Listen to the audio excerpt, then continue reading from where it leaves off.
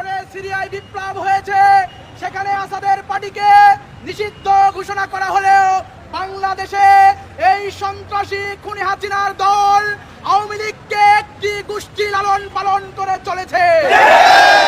আমরা বলেছিলাম শুধু ফল নিষিদ্ধ করলে হবে না, এই কাজকেও নিষিদ্ধ করতে হবে। আসসালামু আলাইকুম। বাংলাদেশ ইসলামী ছাত্র শিবির চট্টগ্রাম মহানগরের এক অংশ চট্টগ্রাম মহানগর দক্ষিণের উদ্যোগে রাতের বেলায় গর্জে উঠেছে শিবির নেতাকর্মীরা।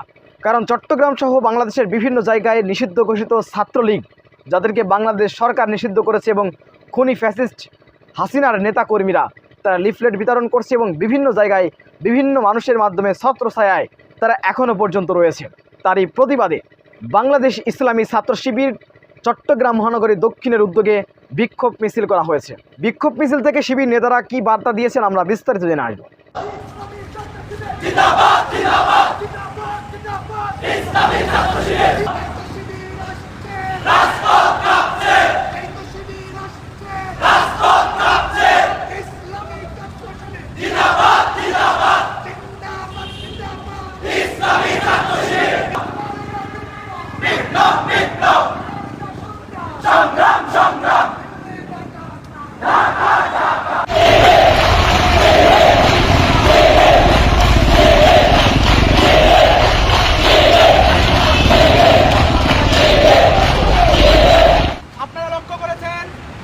আজকে রাত্রি 10টার পরে এই যে আমাদের নেভি কনভেনশন হলে আওয়ামী লীগের অসংখ্য নেতৃবৃন্দ, ছাত্রলীগের নেতৃবৃন্দ বিভিন্ন প্রোগ্রাম নামে তারা সংগঠিত হচ্ছে এবং সারা বাংলাদেশকে অস্থিতিশীল করার রাজনীতি কায়েম করার চেষ্টা করছে। লক্ষ্য করেছি আজকে বিপ্লবের 6 মাস অতিক্রান্ত হলেও এই সরকার কার্যত কোনো ভূমিকা পালন করতে পারে না।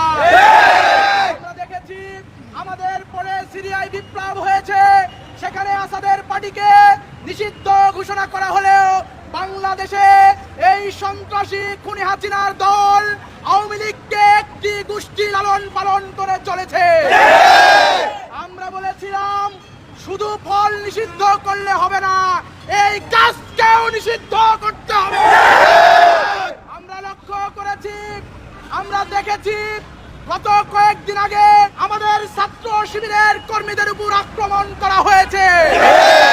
আমরা লক্ষ্য করেছি দেশের বিভিন্ন জায়গায় সমন্বয়ক যারা ভূমিকা পালন করেছে তাদের উপর আক্রমণ করা হলেও প্রশাসন কার্যত কোনো ভূমিকা রাখে না।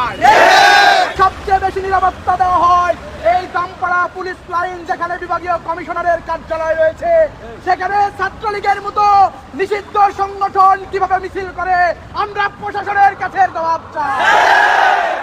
একটি নিষিদ্ধ সংগঠন হওয়া সত্ত্বেও গতকালকে পুরো চট্টগ্রামে তারা লিফলেট বিতরণ করেছে।